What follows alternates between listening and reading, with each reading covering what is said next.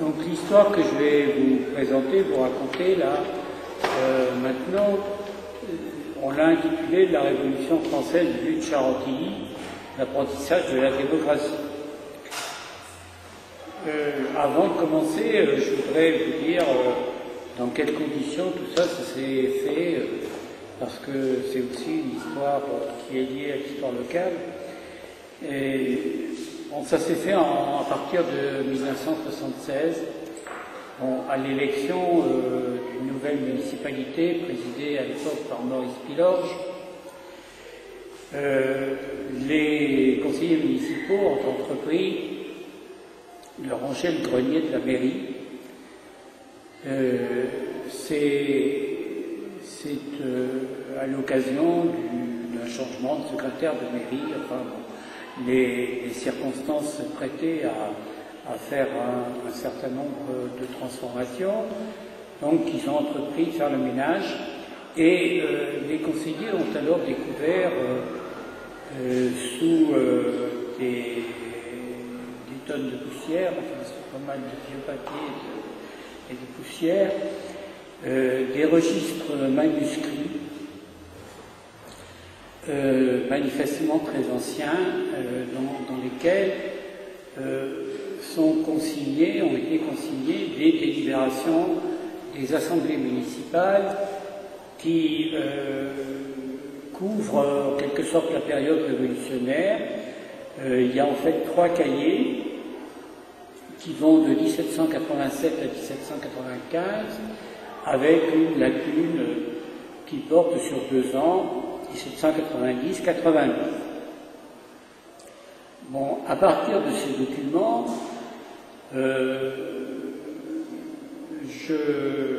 j'ai repris mes études d'histoire que j'avais abandonnées et je me suis remis au travail dans des conditions un peu particulières, parce que le maire de l'époque m'a autorisé à apporter chez moi ces archives originales et à travailler dessus pendant plusieurs années avant de les verser aux archives départementales où elles sont maintenant à Chambray et tout. Et j'ai pu ainsi faire soutenir un mémoire de maîtrise d'histoire contemporaine en 1982, après avoir travaillé 5 ou 6 ans dessus. Ce travail a été fait sous la direction de Claude Petitfrère, qui est un professeur d'histoire moderne et contemporaine à Tours, qui est aujourd'hui en retraite, mais qui est toujours entouré. Bon, il s'agissait d'étudier des événements qui apparemment sont sans importance majeure pour la France, bien sûr. Ces événements qui se sont déroulés dans le village, on est invité par là, si vous voulez, c'est pas purement gratuit de faire ça, c'est un peu une façon d'aborder l'histoire par l'autre bout de la lorgnette, par le petit côté, de voir l'histoire à partir du bas, au ras des pâquerettes plutôt, et au lieu de la voir depuis le monde parisien, le monde des grandes villes. On essaie de comprendre par là quelle a été, pu être l'écho de la Révolution française, de cet événement majeur de la vie du pays. Quelle résonance a pu avoir dans des campagnes reculées, à une époque où il n'y a pas les moyens de communication, où il y a à peine 2 routes, enfin la route du Mans est encore en état d'ébauche à l'époque, et on voyage avec des malpostes, des diligences, enfin des transports qui sont des transports d'une autre époque, où on n'a pas des moyens de communication comme on en a aujourd'hui. Si on commence cette histoire en 1787, c'est parce que la Révolution n'est pas arrivée comme ça par hasard, brutalement, dans un pays, mais c'est le fruit d'une période de préparation, d'une période qu'on dit pré-révolutionnaire, qui est difficile de définir avec précision, mais qui doit dater déjà des années 1750. Et les gouvernements successifs de la monarchie ont tenté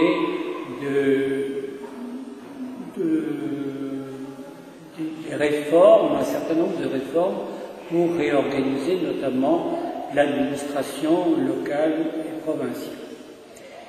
Le but qui était primordial, c'était de permettre la levée des impôts.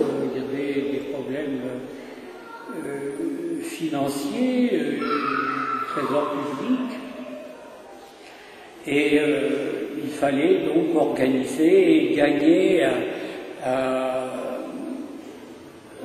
il fallait tenir compte de l'opinion publique, tenir compte davantage de la vie des usagers, des gens.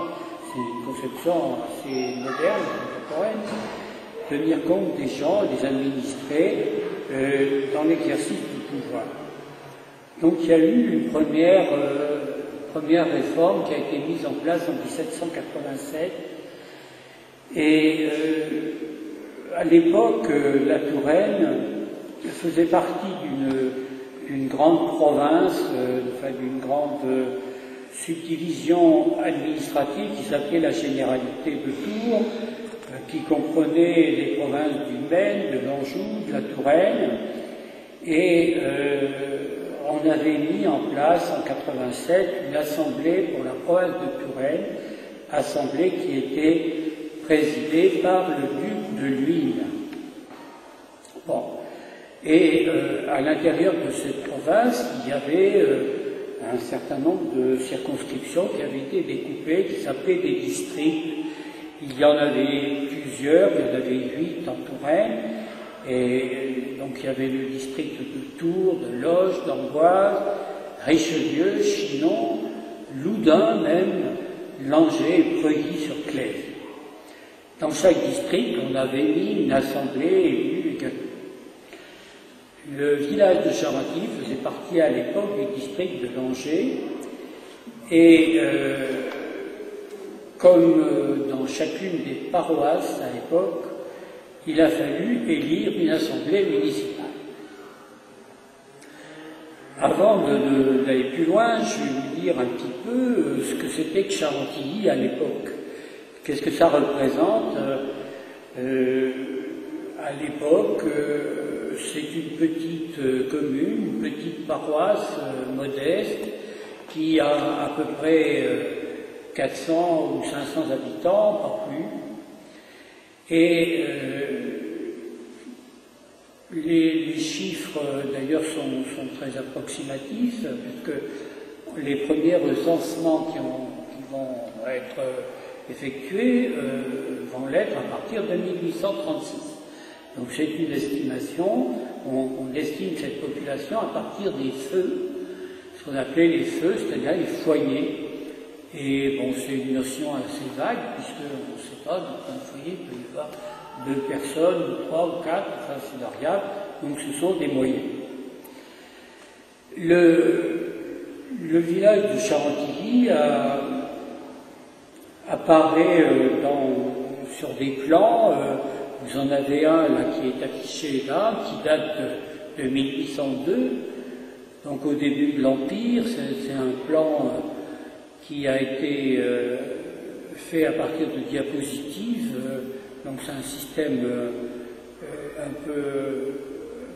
peu artisanal, quoi, et on va le refaire, notamment avec Paul Évin qui nous a présenté là toutes les les photographies des vitraux de l'église et donc qui a fait donc un travail remarquable sur le plan photographique et il est très intéressé par ce plan, donc je pense qu'il va le refaire.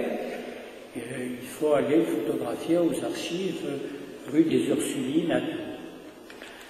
Donc vous voyez la disposition des lieux, et on a sur la droite tout le ruban qui descend du nord au sud et qui est donc la vallée de la Choisille. C'est une zone de peuplement, il y a le bourg qui est au milieu, et puis il y a un certain nombre de moulins qui jalonnent le parcours.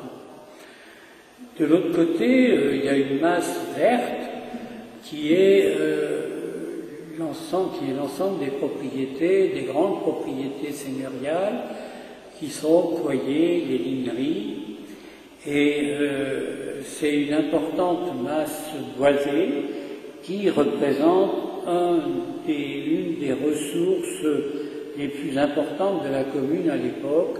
Le travail du bois, c'est un travail qui fait vivre une grande partie de la population avec les bûcherons et puis tous les métiers dérivés de charpentier, de menuisier, etc. En dehors du travail du bois, il y a dans la commune une partie des terres qui est donc consacrée aux cultures traditionnelles, les labours, les céréales, mais il y a déjà la présence de la vigne et il y a environ un peu plus de 5%, entre 5 et 6% des terres cultivables qui sont consacrées à la vigne.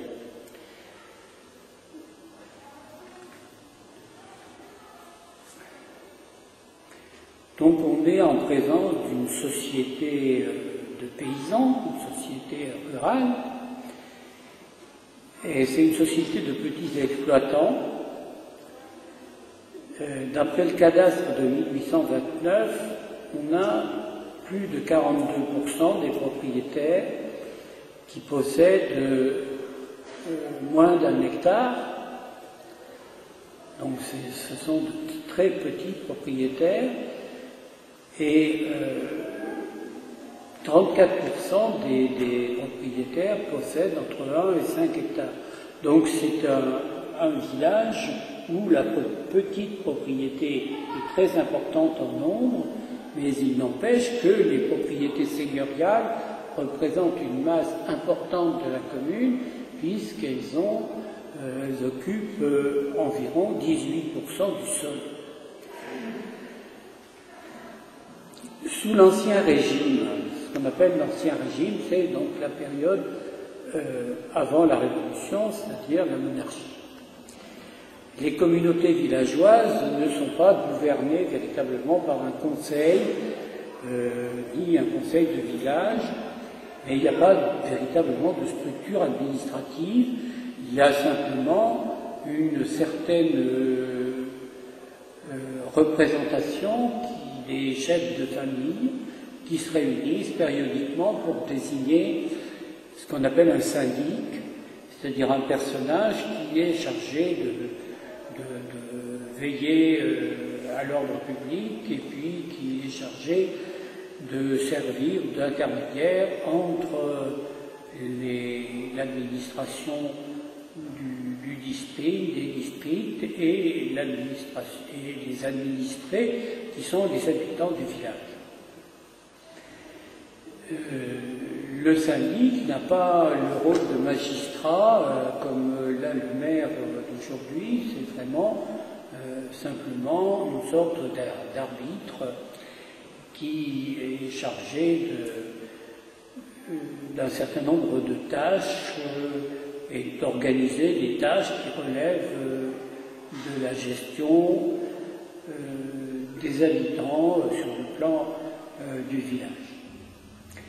En face de ce personnage qui est un personnage laïque, on a un marguillier, un autre personnage qui s'appelle donc le marguillier, qui lui s'occupe de la gestion des biens de la paroisse. Donc c'est l'aspect religieux. Et là aussi, ce personnage dirige un petit conseil d'habitants, d'hommes, qui s'occupent des biens de la paroisse, des biens de la cure. Ces biens de la cure qui, en fait, constituent les revenus du curé. En 1787, donc, on a l'élection de la première municipalité. Première fois des élections municipales dans le village. Et ces élections se passent dans la seule salle disponible, c'est-à-dire l'église. L'église qui fait office de salle municipale, de salle polyvalente, si vous voulez, comme on dirait aujourd'hui. Et il y a dans cette municipalité, qui est définie par la loi, il y a des membres de droit et des membres élus. Les membres de droit, on va en dire deux mots, ce sont à la fois le seigneur et le curé. Je commence par le curé parce que c'est très vite fait. Le curé, c'est un personnage qui a une soixantaine d'années à l'époque, qui s'appelle François Trouillou. C'est un homme qui dit ne pas se mêler des affaires de la société civile et laïque, donc il ne s'occupe pas de cette élection municipale, il dit que son rôle n'est pas d'être là. Bon, quant au seigneur, c'est déjà plus compliqué, parce que les paroisses étaient toutes sous la tutelle, au moins théorique, d'un seigneur. Un seigneur, c'est pas forcément un chevalier, comme on se l'imagine au Moyen-Âge.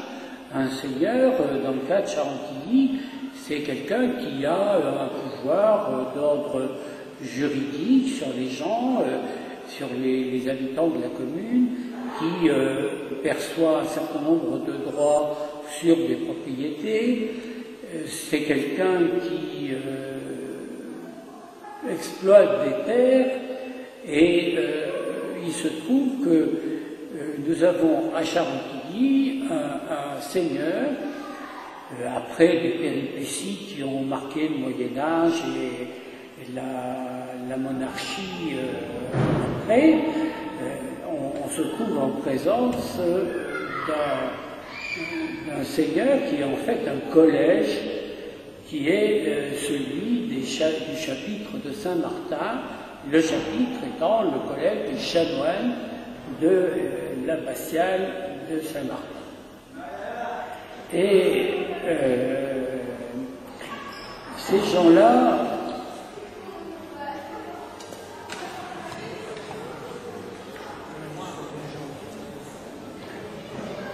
les chanoines de Saint-Martin, depuis très longtemps, ont disparu de la commune en quelque sorte. Ils ont une espèce de tutelle théorique, de principe, souvent honorifique. Ils ont des droits à l'église, ils ont des stalles, ils ont des places réservées, ils ont le droit de nommer le curé de la paroisse, ils ont un certain nombre de prérogatives comme ça, mais ce sont des exploitants agricoles comme les autres, et donc la seigneurie, c'est quelque chose qui, à Charentilly, n'a pas de véritable sens. Et donc, en 1787, en fait, les habitants du village vont se trouver immédiatement plongés dans une responsabilité municipale, en quelque sorte, sans aucune tutelle extérieure, ni nobiliaire, seigneuriale, ni ecclésiastique avec le curé. Donc ces deux autorités qui sont traditionnelles dans la société d'Ancien Régime, la noblesse et le clergé, sont absents. Donc ce sont des gens qui sont entre eux. Alors, le système d'élection qui est mis en pratique par cette loi, c'est un système censitaire, c'est-à-dire qu'on est électeur quand on paye un certain montant d'impôts, et pour être élu, il faut payer encore un peu plus d'impôts. Donc c'est un système de 2 niveaux, et c'est ce qu'on appelle un système censitaire, puisqu'il faut payer un sens, s'acquitter donc d'une contribution personnelle pour pouvoir participer aux élections et pour pouvoir être élu. Les résultats de ces élections sont sans aucune surprise, il n'y a pas de suspense, comme on dirait. Le syndic de la paroisse, qui était Pierre Valin, qui était donc l'élu des chefs de famille, est élu syndic de l'Assemblée municipale. En quelque sorte, c'est le premier maire de Chantilly, Pierre Valin, et il a comme greffier le marquisier, qui est le boucher du village, François Poisson. Donc pas de changement. Les autres membres sont des agriculteurs, un meunier, un charron, enfin des gens qui sont dans le milieu soit des artisans, soit des agriculteurs.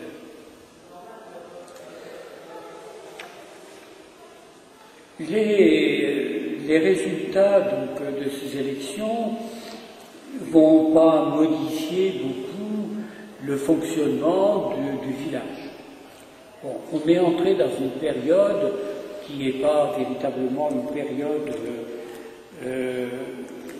qui n'est pas véritablement la révolution encore, ce sont des essais de réforme qui se passent un peu avant la révolution et qui n'affectent pas vraiment la vie des gens. La seule occasion pendant laquelle la municipalité aura un peu de travail, c'est en 1789. Parce qu'en 1789, la municipalité est obligée de réunir à nouveau l'assemblée des habitants pour rédiger un cahier de doléances. Un cahier de doléances, c'est un registre dans lequel on relève tout ce qui indique les réformes à entreprendre, tout ce qui motive le mécontentement général, les aspirations des gens sur le plan de l'impôt, sur le plan de la justice, sur le plan de la lutte contre les privilégiés. Donc tout ça forme, si vous voulez, est quelque chose qui est entrepris sur le plan national, sur l'ensemble de la France, et c'est quelque chose qui n'a rien de spontané. C'est un travail qui est mené dans bien des cas par des sociétés de pensée ou par des corporations ou par simplement des groupes de pression, on dirait, des lobbies, et qui rédigent des modèles de cahiers qui font circuler dans les communes, et chacun les recopie en ajoutant ça et là quelques phrases qui particularisent un petit peu les revendications locales. À Charentilly, ça s'est passé comme ça, comme ailleurs. Les seules notations qu'on trouve à Charentilly sur les revendications locales, ce sont les revendications qui touchent à des personnes dont on dénonce en quelque sorte les privilèges. Il y a le seigneur du Coyer qui ne paie pas d'impôt, il est exempté de l'impôt, donc les gens sont mécontents.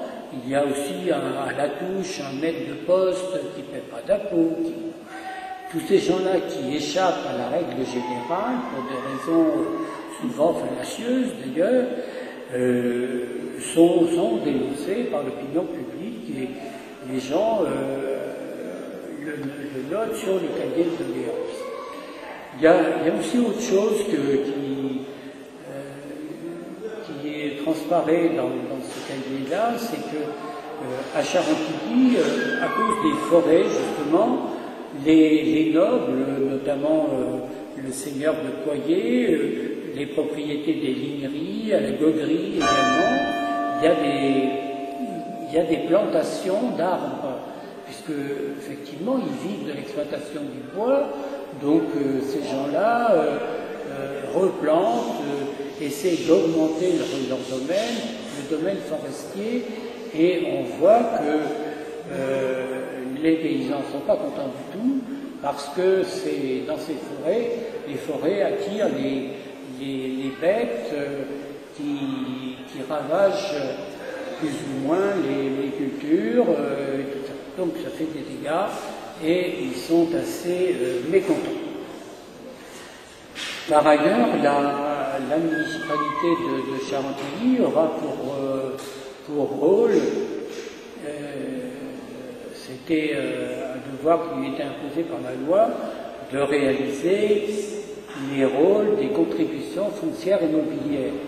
C'est-à-dire qu'on voulait harmoniser, rationaliser la levée de l'impôt pour que ça ne soit pas comme c'était, c'est-à-dire vraiment de façon anarchique. Et souvent les impôts étaient levés par des personnages qui étaient en fait des régisseurs et qui levaient également, en plus de l'impôt, qui levaient leur propre salaire sur les paysans. Enfin, il y avait un certain nombre d'exactions, on a entendu parler de la gabelle, des choses comme ça. Bon, l'impôt est très mal, est très impopulaire, et donc les agriculteurs on demande aux mairies et aux communes de rédiger des documents qui font l'inventaire en quelque sorte des propriétés pour la contribution foncière, et puis inventorier les biens des personnes pour la contribution mobilière. Bon, c'est un travail que la municipalité, là, va pas être capable de mener à bien, sauf la contribution foncière. Je crois qu'ils vont réussir à y arriver, après bien du travail, mais sur le plan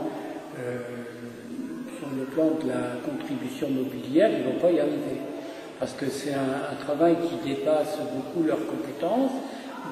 Ce sont des gens qui sont bien souvent sans instruction et qui n'ont pas les moyens de pression sur les gens pour faire appliquer des lois.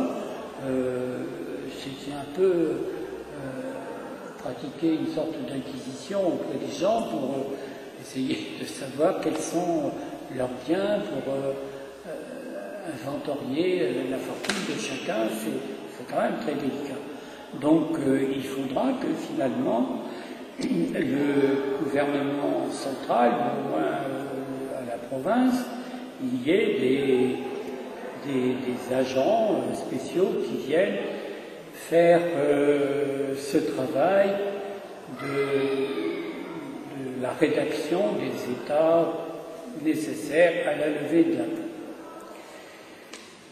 Là, ensuite, on va avoir une seconde municipalité en 1792. Bon, et là, on change un peu d'époque, de mentalité, parce que la Révolution a beaucoup progressé.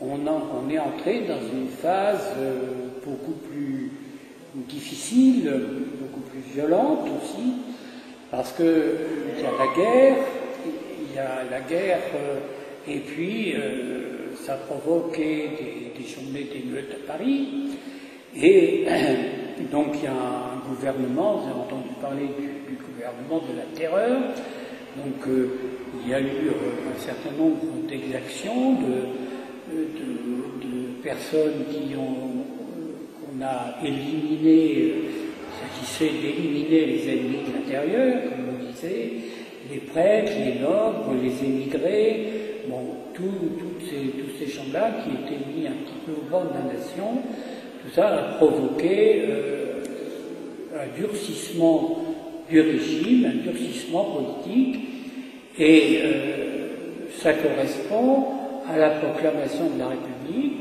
le 20 septembre 1792. Les actes sont datés de l'an 1 de la République française. Bon, dans le village, l'élection de cette nouvelle municipalité est marquée forcément par cette modification de la politique générale. Il y a un certain élargissement du droit de vote, qui n'est pas énorme, mais il y a un certain élargissement. On abandonne la notion de chef de famille et on donne le droit de vote à des gens qui ont plus de 25 ans. C'est un changement parce que un fils de 30 ans qui exploite une terre en commun avec son père dans le régime antérieur n'avait pas droit de vote. Il n'est pas chef de famille. Donc il y a un élargissement modeste mais qui existe. Mais on a toujours l'existence d'une contribution à payer pour pouvoir avoir le droit de vote. C'est une contribution qui est égale à peu près à la valeur de 3 journées de travail. Et donc on sélectionne là un corps électoral, un ensemble de personnes admises à voter, qui sont à Chantilly à peu près 42, c'est-à-dire à peine 10% de la population totale. Donc, bien sûr, on est loin du suffrage universel, sans parler des autres. On voit bien.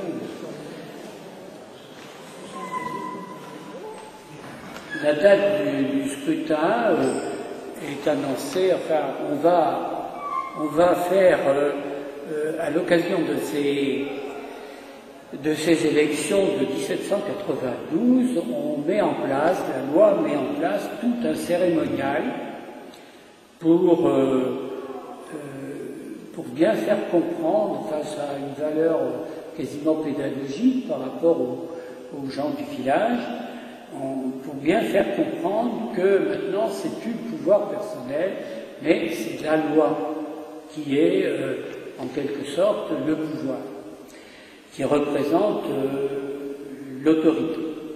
Donc on met autour de l'application de la loi tout un cérémonial qui va se traduire à Chantilly par une mise en place de certaines phases dans la procédure électorale.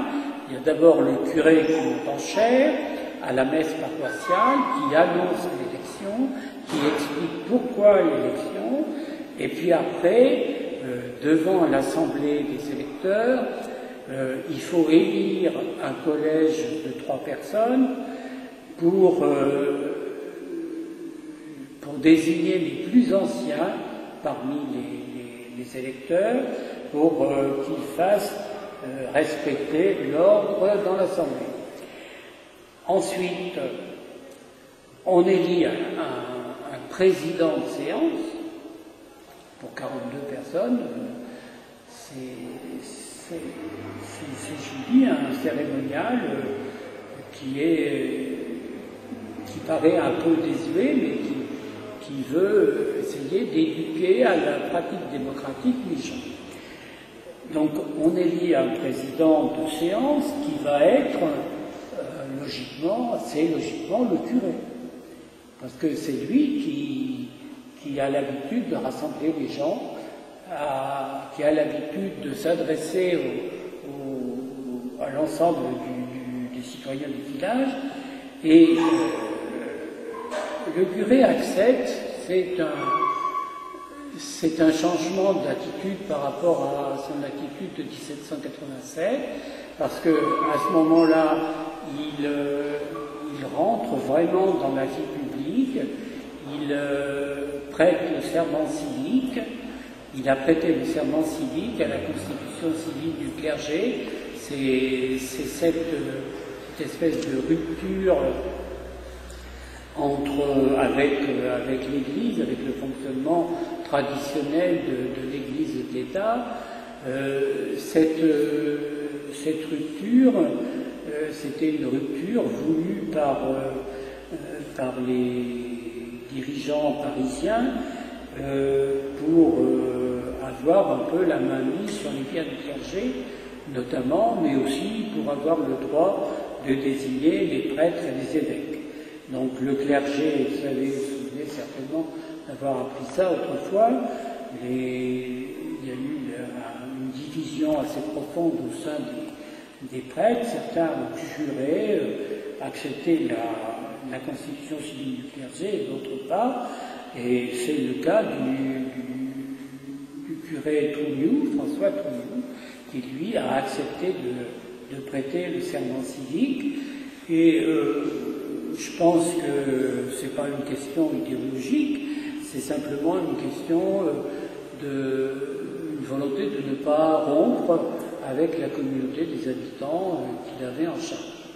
C'est un homme de 60 ans, c'est donc 60 ans en 1789, c'est quand même déjà un âge avancé, puisque la mortalité était beaucoup plus précoce qu'aujourd'hui. Et je pense que c'est pour ça que le curé Trougnoux a voulu rester parmi ses ouailles en quelque sorte. Ensuite, il a fallu que l'Assemblée prête aussi encore des serments civiques. On aime beaucoup les serments à l'époque.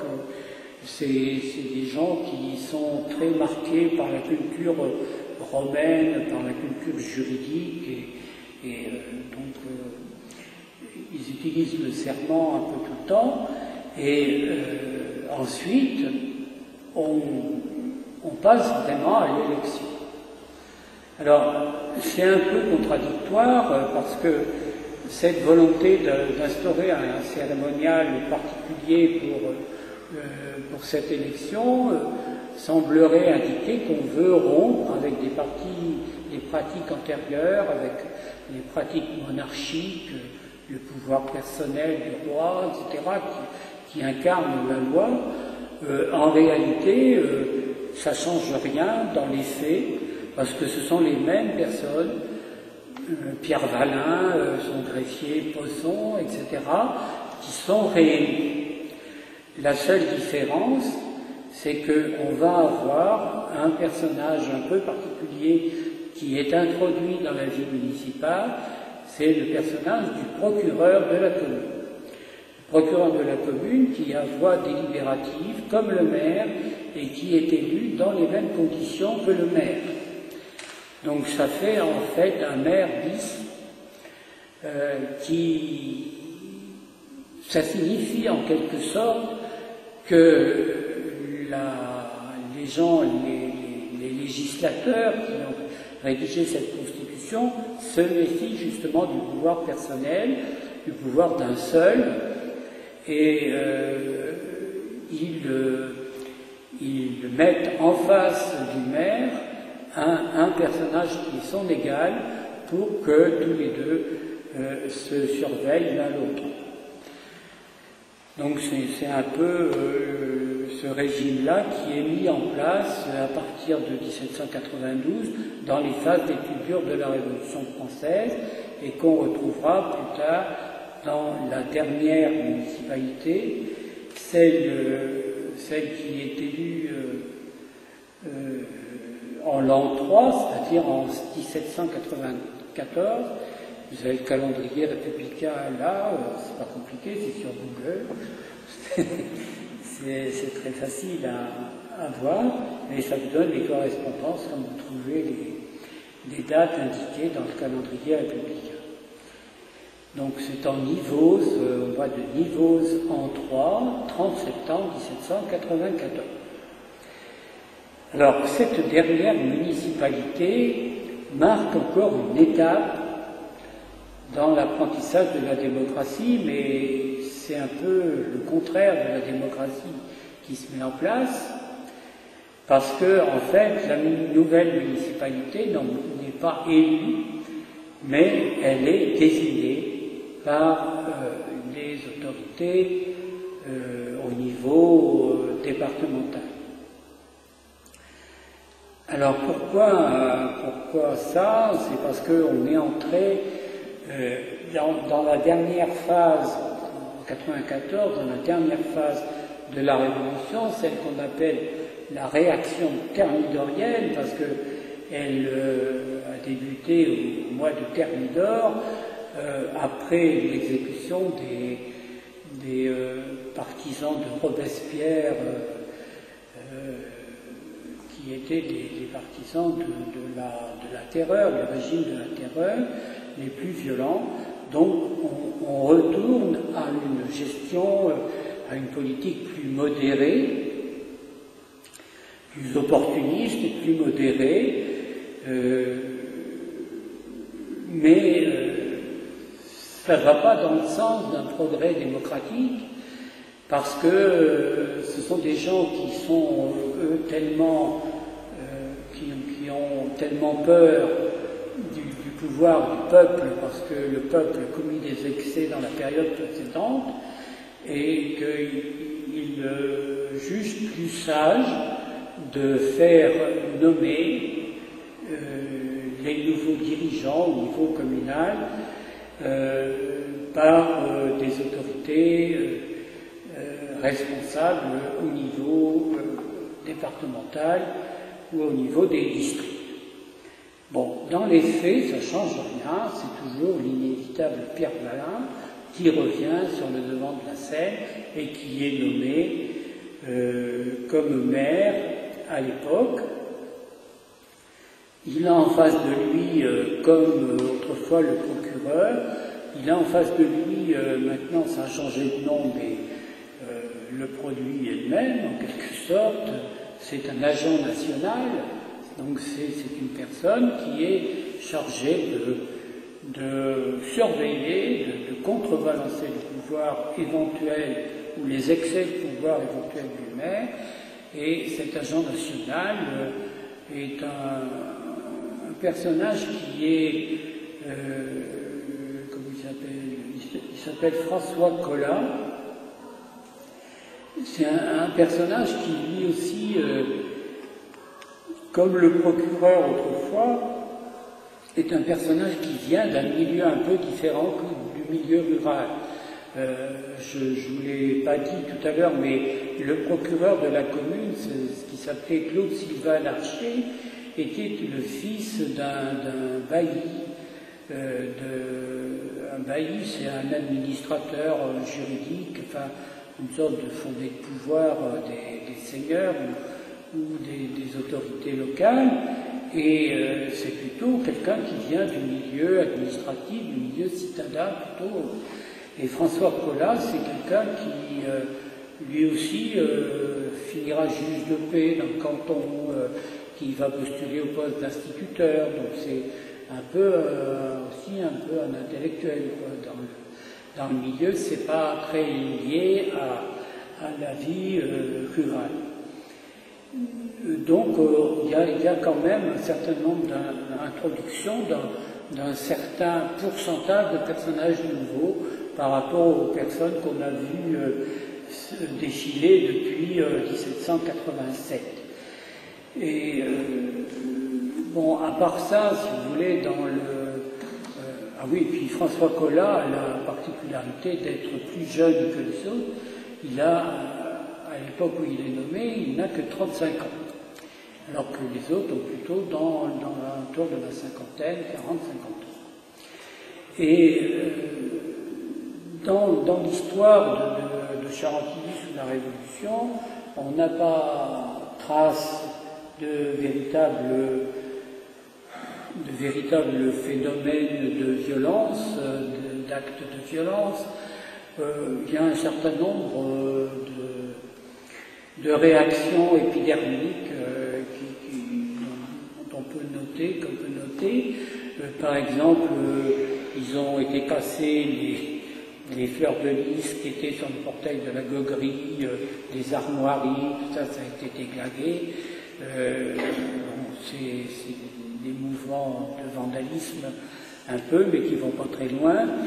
Il y a également des énervements, des manifestations d'énervement à l'occasion de la conscription volontaire, parce que pour la guerre, il y a eu une certaine réquisition des jeunes pour partir aux armées. Donc il y a un certain nombre d'enquêtes qui sont faites chez les particuliers parce que le fils de la famille a disparu, on ne sait pas où il est, personne ne l'a vu, ni entendu. Bon, il est disparu dans la nature. Parfois aussi, on réquisitionne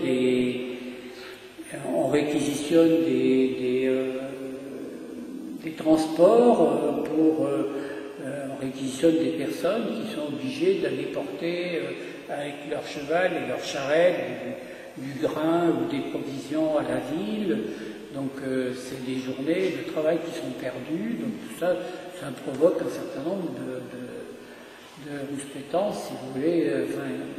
Les gens ne sont pas contents, manifestent une certaine hostilité. Bon, il y a un dernier trait qu'on peut noter aussi, c'est que on a eu la plantation, on ne sait pas trop à quelle époque, mais c'est certainement en fin de la période révolutionnaire, plantation d'un arbre de la liberté. Alors ça aussi, ça se faisait beaucoup.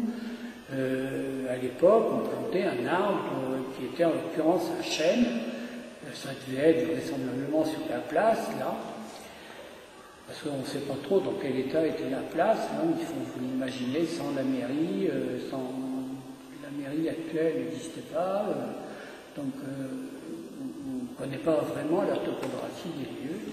Enfin bon, l'arbre de la liberté, toujours est-il qu'une fois planté, il a été arraché, coupé à coups de serpe, et il a été fichu par terre sur le sol. Et là aussi, enquête, on demande à tout le monde, personne n'a rien vu, personne n'a rien entendu. Et donc c'est un peu le signe des gens qui, si vous voulez, il n'y a pas idéologiquement ni un refus de la révolution, ni une adhésion totale. Ce sont des gens qu'on verra après s'arranger pour durer sous tous les régimes. Mais bon, c'est dit sans...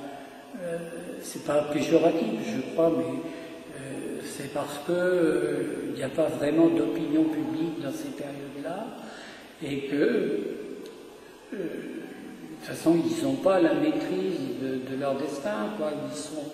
Ils sont livrés à eux-mêmes et ils essaient de tout ménager. On les verra plus tard acclamer Napoléon, acclamer Louis XVIII, acclamer tous les régimes qui vont se succéder.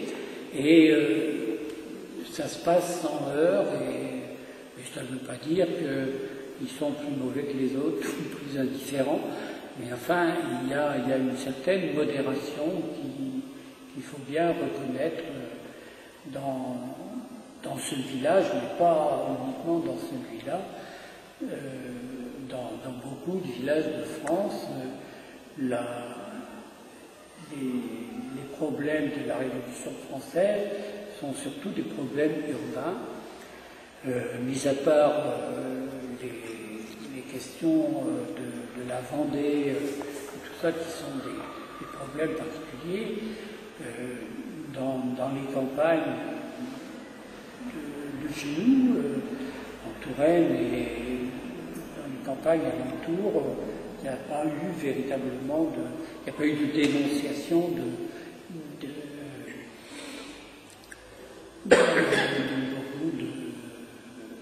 pour des questions idéologiques. Il y a eu des lois pourtant qui ont incité à la délation. Ça rappelle d'autres souvenirs, mais on n'a pas trace ces législations aient eu un quelconque début d'application. Voilà.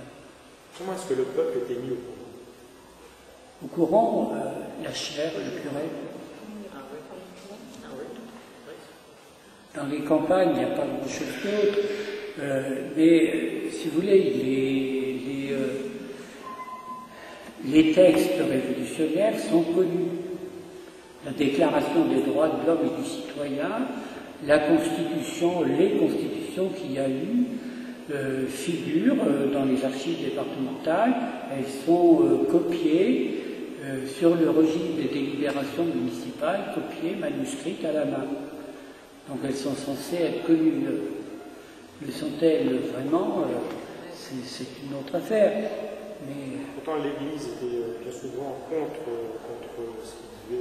contre la Révolution. Oui, l'Église est contre la Révolution, mais d'abord, il y avait le haut et le bas clergé, c'était quand même assez différent. Et il y a eu dans les villages des curés qui sont restés complètement avec leur soigne. Si vous voulez, du caractère anti-religieux de la Révolution, c'est une période assez courte de la période révolutionnaire, qui bien souvent d'ailleurs a dépassé, même sous Napoléon, les choses ne reprennent pas comme ça. L'instruction religieuse dans les campagnes, un type comme Victor Hugo a jamais été baptisé, quoi. Donc c'est une génération d'après. Mais ils ont été élevés par des parents qui ont été complètement coupés de l'enseignement religieux parce qu'on ne pratiquait plus le culte dans les églises depuis 1793-94. Mais là, je pense que l'information, elle est quand même très mal faite, et elle est faite par la chaire, par les assemblées municipales. On ne sait pas trop comment ça se passait. Hein. Les assemblées municipales, moi je n'ai pas trouvé trace, si vous voulez, de délibération de conseils municipaux avec du public. Mais les gens savent que, par exemple, les Chouans, les armées des Chouans, quand ils sont au Mans, quand ils sont dans la région d'Angers, etc., on le sait là, c'est des rumeurs, mais il y a des rumeurs qui circulent et tout ça parce qu'on voyage, il y a des coursiers qui se déplacent, il y a des diligences, il y a des chevaux, des messagers à cheval qui vont de ville en ville et on transmet des nouvelles qui ne sont pas sûres, mais enfin, les gens ne sont pas totalement coupés de tout. Peut-être c'était à la boulangerie que ça se passait, l'information. Non, dans un commerce. Un commerce, la boulangerie, il n'y en avait pas. Enfin, il y avait des... Le problème, c'est qu'il faut quand même que l'information, elle vienne jusqu'au village. Non? Mais un tour, il y avait comme ça.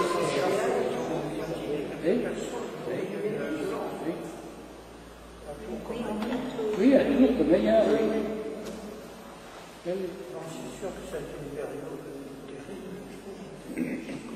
Les manuscrits dont vous parliez au début, donc, qui ont été retrouvés à la mairie, donc ça retrace, c'est quoi? C'était des comptes rendus de réunions? C'est un compte rendu de conseil municipal. On a même retrouvé, enfin, quand Yvette était là, il y avait pas, on a même retrouvé, parce qu'il n'y a pas plus grenier qu'on a couché, le secrétariat de mairie était quand même vaincu dans ce moment. Et donc, je ne sais pas comment le secrétaire de mairie travaillait, puisque tout était entassé partout, et on a retrouvé, alors ça c'était bien avant la Révolution, on a retrouvé le plan de l'église sur 4 couleurs.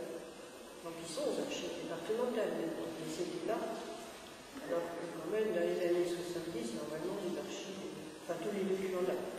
franchise de personne. Mais là, ce que tu n'as pas dit hier, qui est quand même important, c'est au niveau de culture des gens. Parce que si on retrouve toujours les mêmes gens, c'est parce qu'ils savent lire, écrire. Oui, c'est parce qu'on n'a pas de choix, quoi. On n'a pas très peu de possibilités de choix. C'est vrai, il n'y a pas de choix. Et c'est amusant même de voir que c'est les commerçants, donc pas forcément les classes les plus hautes, qui savent mieux lire, écrire et compter, parce que c'est leur travail de tous les jours. C'est le côté intéressant. Tu peux fouiller, Patrick, il y a tout dans ton débat. Mettre de l'ordre, on va C'est rangé, là. Oui, c'est rangé. Il va y avoir un bel escalier. Comment? Il va y avoir un bel escalier. Ce sera plus le château. C'est une quinzaine de jours. Non, mais c'est mémorable, hein, parce que je ne pense pas qu'il y ait beaucoup de communes qui aient trouvé des arrêts de ce niveau-là, et ensuite, il faut arriver, ça sortit quand même.